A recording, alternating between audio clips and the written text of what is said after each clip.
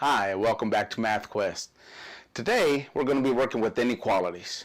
You know, those funny little symbols, the alligators, remember those? The greater than symbol, the less than symbol, the less than or equal to symbol, and the greater than or equal to symbol. Remember those? Oh yeah, let's not forget the not equal to. Can't forget those. Those are inequalities, right? But the question really is, how do we write and solve an inequality that represents a real-world situation? Well, stay tuned because you're about to find out. Okay, so Mark is planning a birthday party for his little sister Colleen. Mark's budget will allow him to spend no more than $60 for party supplies. 8 children, including Colleen, will attend the party, and Mark wants to determine how much he could spend on party favors for each child. He will also purchase a cake for $20. Write an inequality that represents a situation and find possible solutions. All right. Well, I can tell you that right off the bat, I can see that he can spend no more than $60. Great. That's good news, all right? For writing my inequality, I spotted that right away. Also, he's going to buy a cake for $20. So all of that is important information. Now, he wants to buy party favors for 8 children, which includes Colleen. So the first thing I'm going to do is determine a variable. In this case, I'm going to use the letter C for cost because I want to determine how much he can spend on party favors. So 8 children are going to attend the party, and I want to know how much he can spend on party favors. So to determine the cost, I'm going to use the variable C. And this right here, obviously, I can't forget about the cake. So I'm going to add the $20 for the cake. All of this, party favors and the cake, can be no more than $60, remember? Because he doesn't want to spend more than $60. He can no more than $60. So it has to be less. It can also be equal to $60. So therefore, this is how I write my equation. Excuse me, my inequality. But I am going to solve it the same way I would solve an equation. So start with the constant by subtracting 20 from both sides. I subtract 20 from here to make a 0. Subtract 20 from here. I'm left with 8 times C is less than or equal to $40. Second step, divide by 8 on both sides.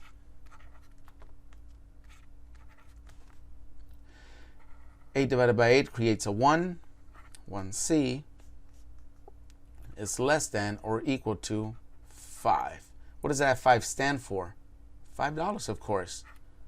So in this case, the statement is saying that Mark cannot spend more than $5 on party favors. Okay, now if that's true, I should be able to plug this in where my variable C is and see if I get a true statement. So let's do that. So let's draw a line here. We have 8 times the $5 plus a $20 cake, and we're saying that all of this should be less than or equal to $60. So 8 times 5 is 40. 40 plus $20, all of this equals $60. Is $60 equal to $60? Of course it is. Is it less than? No, it's not less than $60. But the statement, remember, is it less than or equal to? It is equal to. So this makes my statement true. Okay? I wonder what other values make my statement true. So I tell you what, this is what I would like you to discuss with your partners. Why does an inequality represent Mark's budget calculation better than an equation? And number 2, the solution set of an inequality consists of all values that make the statement true. Describe the whole dollar amounts that are in the solution set for this situation. Okay, so hopefully you came up in your groups with answers such as mine. Mark does not need to spend exactly $60 to meet his budget goal. If he can find inexpensive party favors that allow him to spend less than $60 total, that's acceptable. And for question number 2, $1, $2, $3, $4, and $5 are all part of the solution set because they all make the statement true. All of those values would make my statement $60 or less, which is what I wanted to spend. Or Mark wanted to spend, I should say. All right, let's move on to the next one. Okay, let's take a look at this next one. Jaden is buying 12 shirts for the drama club. She would choose a style for the blank shirts and then pay an additional charge of $2.75 each for each shirt to have the club logo. If Jaden cannot spend more than $99, how much can she spend on each blank shirt? Write and solve an inequality to find the possible cost of each blank shirt. Okay, once again, my key word here, no more than, right? She cannot spend more than $99. So that automatically tells me at the end is my total cost of $99. I can spend $99, but I cannot spend more than $99.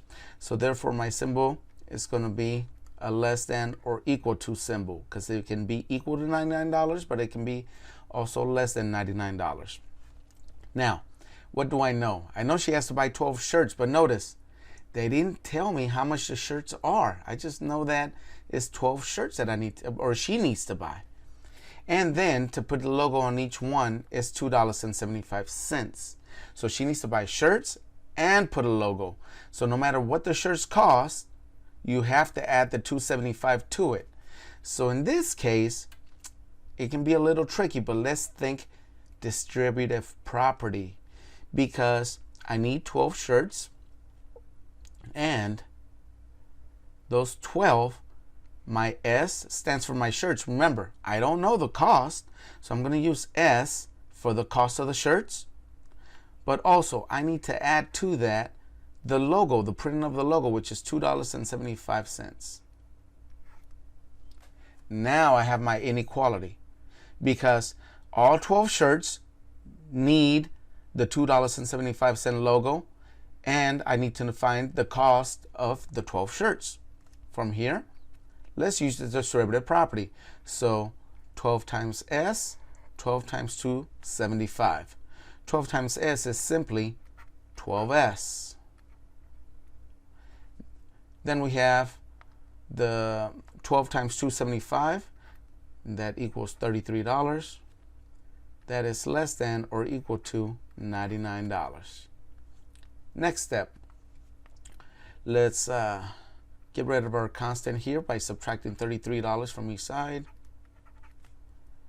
That creates a 0. Then, oops, excuse me, we have 12S less than or equal to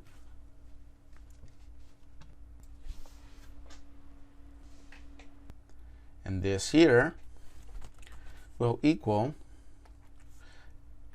or not equal, but S has to be less than or equal to 5.5. Okay, with your groups, go ahead and tell me, please tell me, what is 5.5? What does that mean? And also, please give me all the possible solutions in this set. So hopefully you came up with solutions and understand that 5.5 refers to $5.50. That means that each shirt cannot cost more than $5.50. They can cost less, they just cannot cost more. They can cost $4, $3, $2, similar, just like the first problem. All right, one last one, here we go. Okay, for this last one, Alexis needs to buy gifts for 8 friends. She wants to give the same gift to all her friends, and she plans to have the gifts wrapped for an additional fee of $1.50 each. If Alexis spends at least $70, she will receive free shipping on her order. Write and solve an inequality to determine how much Alexis needs to spend on each gift in order to receive free shipping. All right, with the groups, go ahead and come up with an inequality and come up with a solution set. Also, I'll give you a hint. You're going to need the distributive property. So now that you've had time, hopefully you came up with something like this. 8 G plus 150. What does the G stand for? Gives. So the gives plus $1.50 shipping on each one should be greater than or equal to $70. Greater than? Oh yes. She wants to spend at least $70, right? She doesn't want to spend less. She's a big baller. She wants to spend more. Awesome. So her friend's going to be real happy with those gifts. At the end, her gifts should be greater than or equal to $7.25 each. All right. Hopefully you have a better understanding now of inequalities. One last thing. I want you at your tables to discuss why is the first step in solving an inequality to use the distributive property instead of working inside the parentheses. Why don't I solve what's inside the parentheses first? Discuss that at your tables. Thank you and have a good day.